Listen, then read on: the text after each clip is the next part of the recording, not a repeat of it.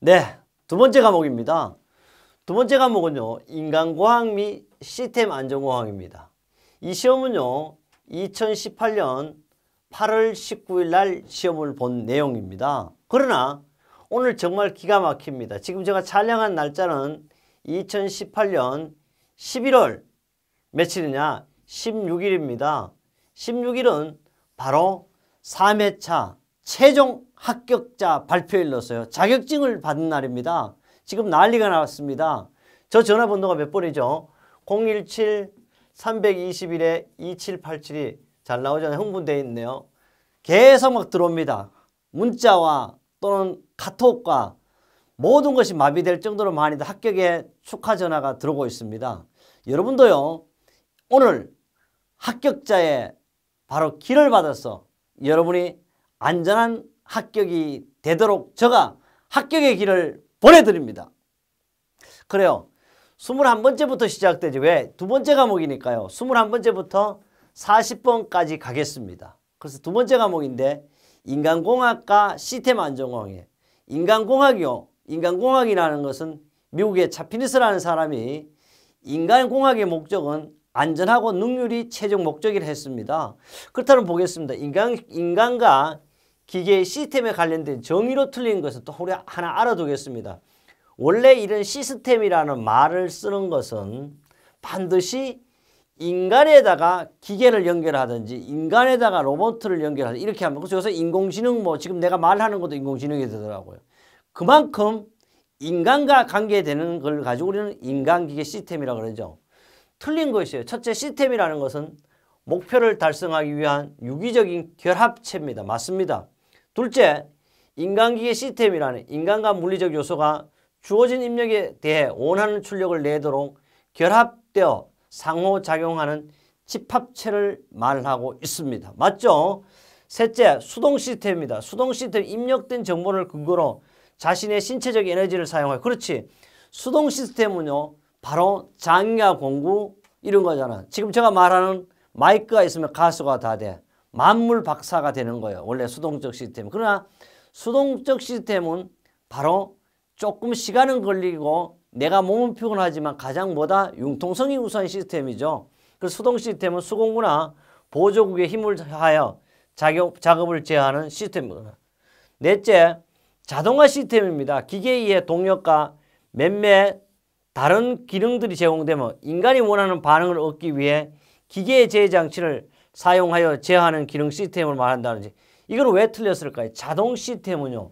미리 입력되어 있고 암호화되어 있어야 돼. 그게 자동 시스템이지 동력과 몇몇 다른 기능 이런 말은 있을 수가 없죠. 그래서 조금 해설을 보면요. 미리 고정된 프로그램을 가지고 우리는 자동화 시스템에 동력은 기계 시스템을 이용하는 거고 바로 사람은 뭡니까? 사람의 신체적인 원동력을 이용하는 거죠. 그래서 답은 4번입니다. 근데 이 문제는 꽤 어려운 문제로 생각하면 좋겠습니다. 어쨌든 이 문제는 처음 출제된 문제인데요. 꼭 잘 알아야 되고요. 제가 도표로도 하나 그려봤어요. 그래서 이 문제는 기사에는 출제됐었어요. 그러나 산업기사에는 처음 나온 문제입니다. 바로 이제 입력이 되면요. 당연히 어디나 출력이 되는 밑에 거 보지 말고 이게 원래 자동화 시스템이죠.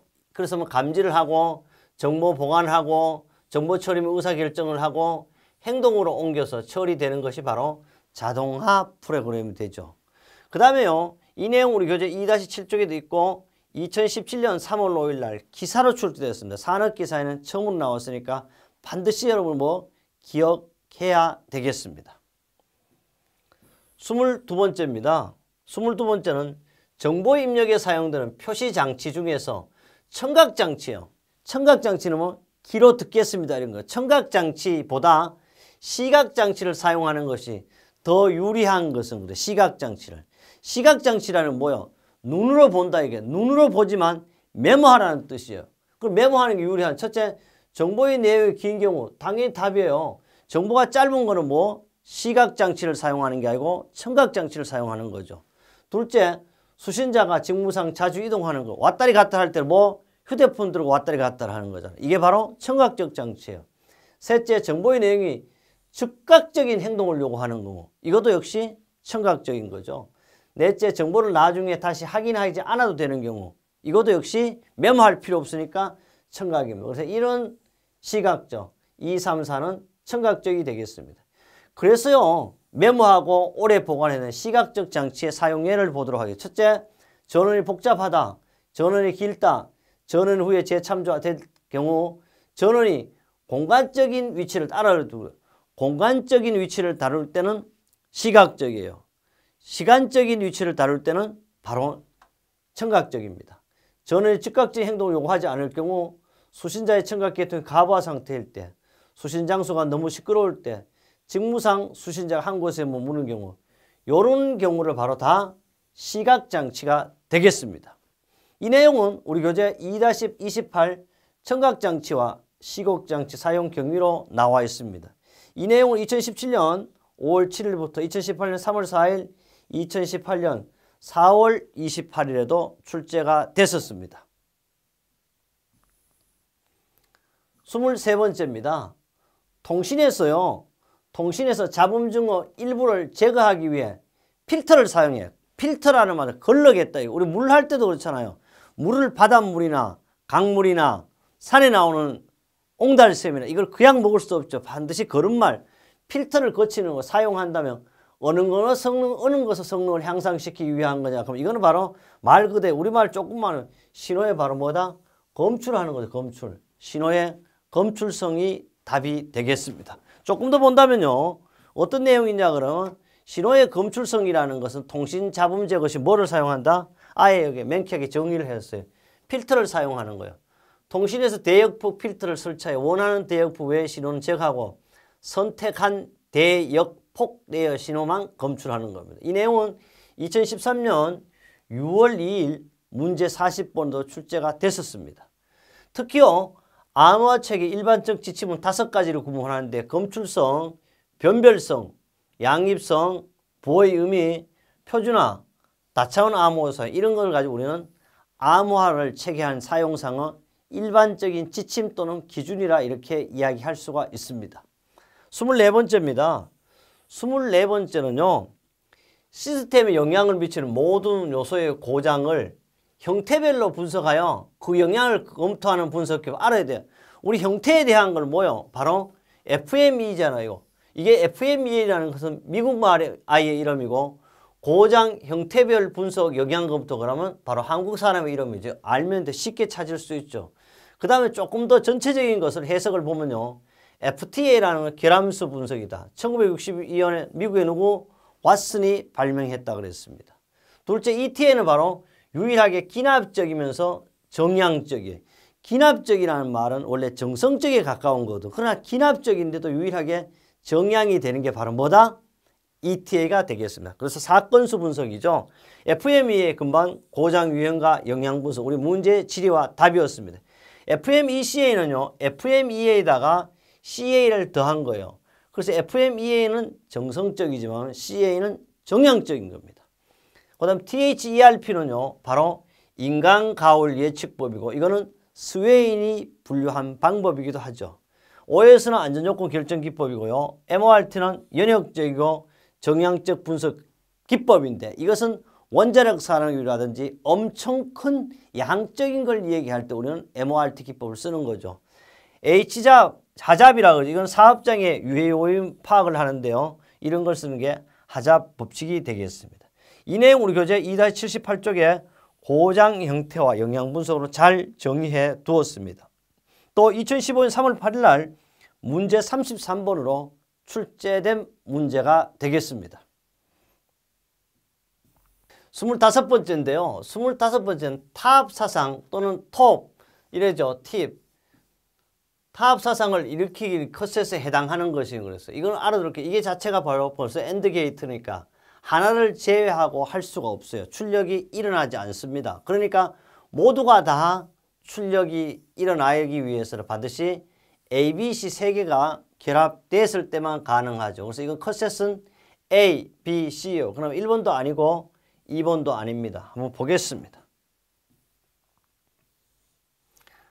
답은 3으로 나와 있습니다. 3으로. 근데 중요한 것은 컷셋 해가 OR 게이트를 했는데 OR 게이트가 아니고 이게 좀 잘못되었어요. AND 게이트입니다. AND 게이트로 T가 발생하기 위해서는 A, B, C 모두 입력되어야 하고요. 그 다음에 AND 게이트는 크기를 증가시킨다 그랬는데 역시 AND 게이트는 적이에요. 적 사상을 말하게 되겠습니다. 그래서 여기는 OR이 아니고 AND 게이트라는 것을 기억해 두고 되겠습니다. 그 다음에 우리 교재 2-98쪽이 있고요. 이 내용은 2015년 3월 8일 날 문제 31번, 2018년 3월 4일 날 또 출제된 문제가 되겠습니다. 26번째입니다. 26번은요. 조도가 250넉스인 책상 위에 짙은 색종이가 A와 B 두 가지가 있습니다. 그런데 A의 반사율이 20%예요.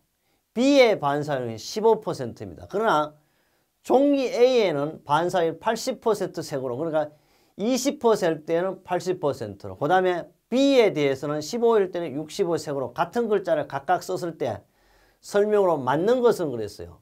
그러나 지금 이렇게 읽어봐서는 될 게 아니고 반드시 이거는 뭐냐 하면 대비를 나타내는 겁니다. 대비를 나타내는 건데 대비를 봐야 돼요. A의 대비는요. 80분의 80, 20을 하니까 얼마냐 하면 75%예요. B의 대비도 60에서 60분의 빼기 15를 하니까 75%. 그러면 어떻게? 모두가 다 동일한 상태. 그러니까 두 종류의 쓴 글자는 동일한 수준으로 보인다. 이게 정답이에요. 벌써 정답을 이렇게 찾을 수 있다. 이런 걸 반드시 계산을 해봐야만 알 수가 있게 되겠습니다. 그렇다면요. 보충학습도 보면 대비 공식을 해놨고 이 내용은 모두 대비가 같은 값으로 나오면 동일한 수준으로 보면 되겠습니다. 이 내용은 우리 교재 2-62쪽도 있지만 2015년 8월 15일 날 문제 38번, 2017년 5월 7일 기사로 출제됐고 2017년 9월 23일 날은 산업기사로도 출제가 되었습니다. 그 다음요. 27번째 문제를 보겠습니다. 27번째 문제를 보니까요. 사후 보존입니다. 사후 사전의 보존에 평균 수료 시간을 나타내는 평균 수료 시간은 우리 알죠? MTTER이라는 건 답은 벌써 알고 있습니다. 그래서 평균 수료 시간 MTTR은 체계 고장 발생 순간부터 완료되어 정상적으로 작동을 시작하기까지 평균 시간을 우리는 MTTR이라고 그러면 그래서 MTTR은 다시 평균 수율분의 1 또는 MDT는 평균 정지 시간 해가 총 보존 작업 건수분의 총 보존 작업 시간입니다. 이 내용은 우리 교재 2-10 MTTR에 있습니다. 이 내용 역시 언제 출제되었느냐?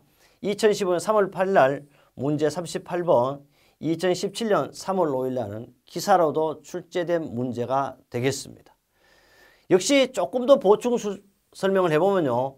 MTTF는 평균 고장 시간입니다. 그래서 제품 고장 시 수명이 다하는 것까지 고장까지가 평균 시간이고 지금 나온 MDPF는 평균 고장 간격입니다. 고장이 발생해도 다시 수리해서 쓸 수 있는 제품을 의미한다. 그런데 이 내용 MTTR은 바로 평균 고장 시간도 아니고 평균 고장 간격도 아닌 바로 평균 수리 시간에 대한 내용이 되겠습니다. 28번째입니다. 작업 환경의 시료 온도요. 시료 온도 또는 ET 온도라고 그래요. ET 온도. 시료 온도에 영향을 주는 인자 중 가장 거리가 먼 것은 우리 시료 온도는요. 온도와 또는 습도와 공기 유동 또는 대류라 그러기도 하고 이 내용이 되게 체온이라는 것은 시료 온도에 인자가 포함이 되지 않습니다. 이 내용 우리 교재 2-55쪽에 시료 온도가 있고요. 이 내용은 2015년 8월 16일 날 문제 37번으로 출제가 되었습니다. 29번째입니다. 29번째는 FT도에 사용되는 논리 기호 중 기본 사상을 나타내는 기호는 어떻게 어려운 것이냐이죠. 이거는 뭐예요? 이렇게 결함을 나타내 결함 사상. 답은 바로 사각 하나 있으니까 기본 사상이 되겠습니다. 이 내용을요. 좀 더 해설로서 살펴본다면요. 바로 결함사상, 답은 기본사상이 되겠죠. 그 다음에 통성사상, 그 다음에 생략사상이 되겠죠. 이 내용 2-91쪽 표 FTA 기호로 나왔습니다. 특히 이 내용은 반드시 이번 시험에도 나온다고 항상 기억하라고 했습니다. 이 내용 역시 가연도 문제로도 2017년 8월 26일 날 문제 23번에 출제됐었습니다.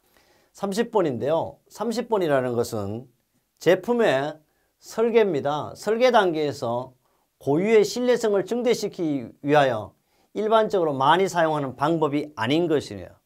여기서 말하는 것은 고유의 신뢰성이라는 건 쉽게 말해서 부품이라든지 시스템 자체가 신뢰성 있게 하기 위한 방법은 세 가지가 있습니다. 그게 아닌 것. 첫째, 병렬이라든지 대기 리더시를 활용하는 방법이 있습니다. 또 부품과 조립을 단순화 및 표준화. 그걸 가지고 우리 3S라고 그러죠. 3S는 단순화, 전문화, 표준화죠. 이런 방법을 이용한다는 거. 그 다음에 셋째, 제조 부분과 납품업자에 대한 부품 규격의 명세를 제시한다. 이것은요, 신뢰성이라기보다는 이 제품의 효율이라든지 제품의 규격을 나타내는 건데 고유의 신뢰성을 증대시키기 위한 방법은 아닙니다. 그래서 답은 3번이고요. 또 네 번째, 부품의 전기라든지 기계적, 열적, 기타 작동 조건을 경감시키는 방법이 이 세 가지가 바로 우리 설계 단계에서 고유의 신뢰성을 유지하고 또는 증대시키기 위한 방법이 되겠습니다. 이 내용은 우리 교재 3-14쪽에 있습니다. 31번째입니다. 인간은 실수 주 원인에 해당하는 것이에요. 사람의 실수는요, 기술 수준, 훈련 수준, 경험 수준 이런 것도 해당이 안 되는 주 요인은 바로 사람의 변화성입니다. 행동이 변하잖아요. 또 사람의 성격이 변하잖아요. 이런 걸 가지고 우리는 인간 실수의 주 원인이라고 할 수가 있습니다. 그래서 인간 실수의 주 원인은 고유의 변화성입니다. 역시 우리 교재 3-31쪽에 인간의 신뢰성 3요소에 정의되어 있습니다. 32번입니다. 32번은요.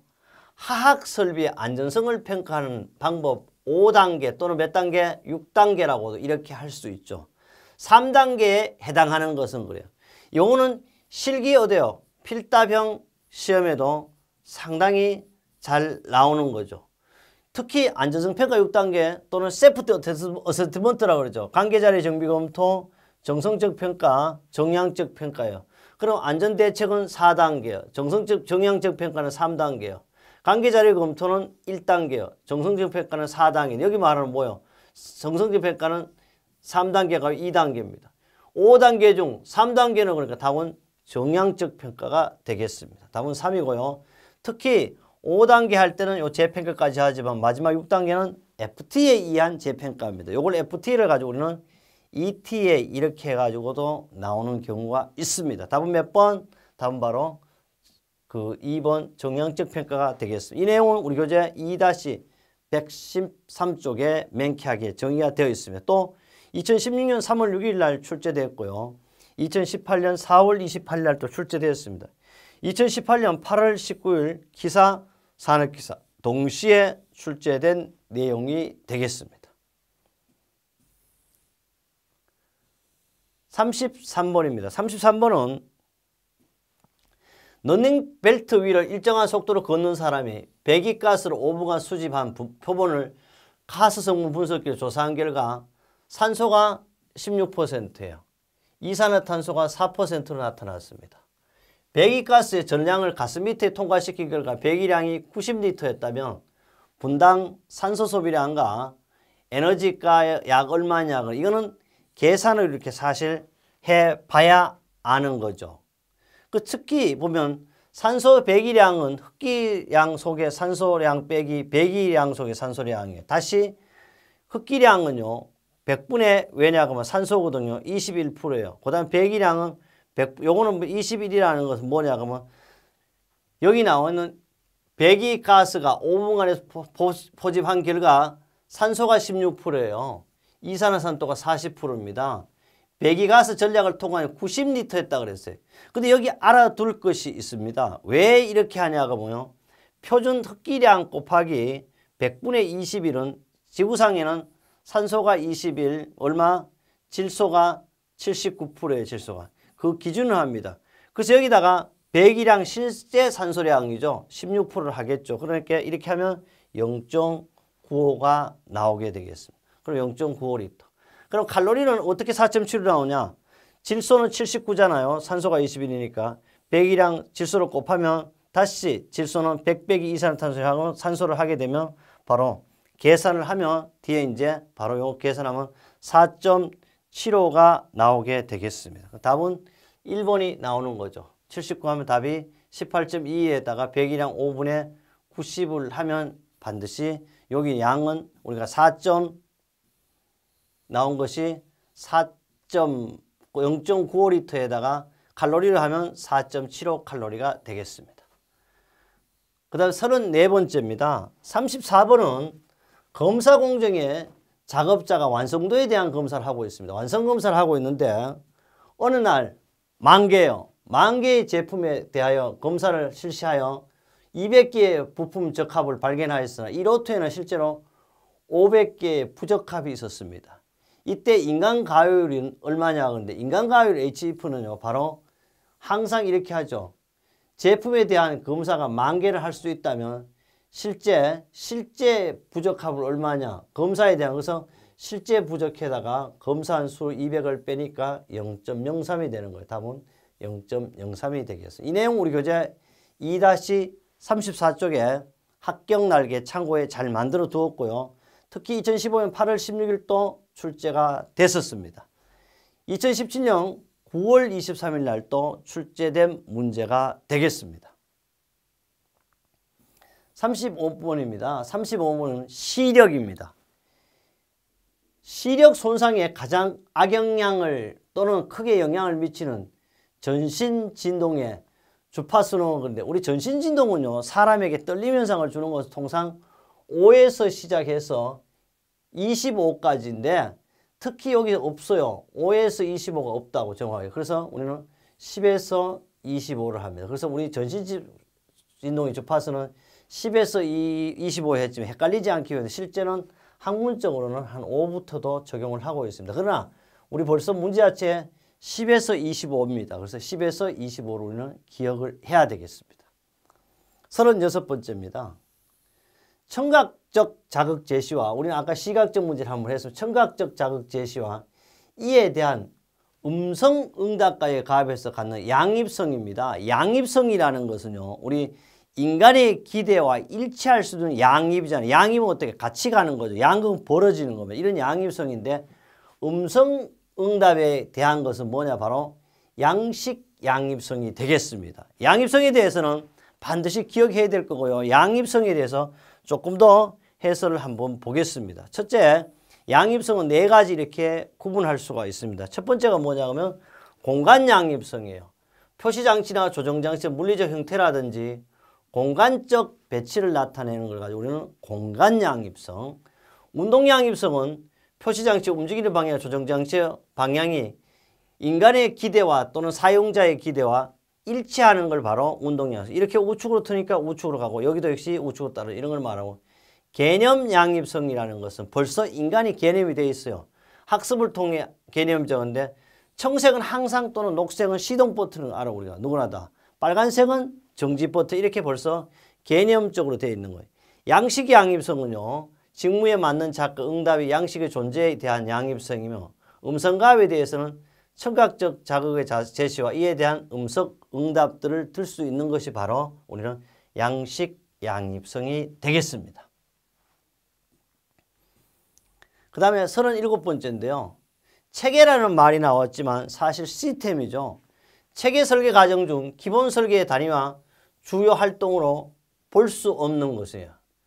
우리 체계 설계 기본 설계는요. 반드시 첫 번째가 기본 설계 작업 설계도 포함이 되어 있습니다. 그 다음에 체계의 정의라든 이런 건 없어요. 그 다음에 기능의 할당, 그 다음에 인간 성능의 요건 명세예요. 기본 설계에 포함된 기능의 할당, 인간 성능 요건 명세, 직무 분석, 작업 설계 등이 되겠습니다. 우리 교재 산업안전 산업기사 2-5 합격 날개 합격 예측에 있습니다. 그뿐 아닙니다. 2013, 16, 18년에도 출제되었습니다. 여러분 시험에도 이 문제가 출제될 수 있는 확률이 매우 높습니다. 38번째입니다. 38번째 결함수 분석 FT 결과 다음과 같은 패스셋을 얻었습니다. X4가 중복되는 경우 최소 패스셋으로 맞는 것입니다. 최소 패스셋으로 맞는 거예요. 그럼 이건 내용을 한번 보겠습니다. 우선 알아둘 게 있어요. 간단하면 간단할 수도 있는 문제죠. 최소 패스셋 뭐냐고 그랬으니까 보면 x2, x2, x3, x4, x1 그 다음에 x3, x4예요. x3, x 보면 중복되는 것만 찾으면 돼요. 그러나 3, 4, 3, 4, 3, 4. 그럼 당연히 뭐예요? 가장 작은 수 중복되는 3, 4가 되겠죠. 그래서 FT도로 한번 나타내 보았습니다. FT도로 나타내보니까 실제는 A에는 1, 2, 그 다음 B에는 3, 4라면 원래 1, 2, 3, 4예요. 그러나 X1, X2에다가 B를 곱하니까 1, 3, 4, 2, 3, 4가 되는 거예요. 그 1, 2양 같은 공이 3, 4가 돼요. 다시 1, 3, 4, 2, 3, 4는 미니멀, 요거는 컷셋이 되잖아요. 미니멀 컷셋은 중복되는 것만 적용하고 3, 4가 돼요. 또 이거는 어때요? 이거는 필요 없죠. 이렇게 할 때는. 바로 요것만 찾으면 이렇게 찾을 수 있다. 3, 4가 계산해보지 않고도 할 수가 있고요. 이것은 우리 지도사 시험에도 똑같이 이런 문제가 출제된 예가 있습니다. 39번째입니다. 39번째는 통대 표시비를 고려할 때 5가지 고려 요소에 해당되지 않는 것. 이거는 실기 필답형에도 잘 나와요. 바로 통제 표시비 설계 시는 통제 표시 D분의 C는 Y분의 X 또는 R분의 C라고도 얘기할 수 있죠. 첫째, 공차가 있어야 될 것이고 그 다음에 조작 시간도 필요합니다. 그 다음에 일치성이 아니고 방향성이 필요해요. 답이 벌써 나왔고요. 그 다음에 목축 거리가 필요합니다. 좀 더 하나 보면 계기의 크기, 공차, 조작 시간, 방향성, 목축 거리입니다. 이거는 2-2062쪽이 나와 있고요. 2015년 8월 16일 날 문제 35번으로도 출제된 내용이 되겠습니다. 40번입니다. 40번은 바로 우리 두 번째 과목의 마지막 문제가 되겠습니다. 작업 공간에서 부품의 배치 원칙에 따라 레이아웃을 개선하려 할 때 부품 배치 원칙에 해당되지 않는 것은 부품 배치 원칙은 4가지 원칙을 적용하고 있습니다. 4가지 원칙에서도요. 첫째, 편리성의 원칙 이런 거는 존재하지 않습니다. 사용 빈도의 원칙, 기능별 배치의 원칙, 사용 순서의 원칙. 좀 더 설명을 해보면요.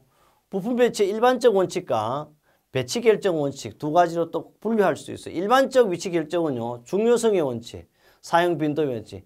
중요에 따라 하는 거고 사용 빈도는 자주 사용하느냐 적게 사용하느냐에 따라서 분석을 합니다. 배치 결정 원칙에는요.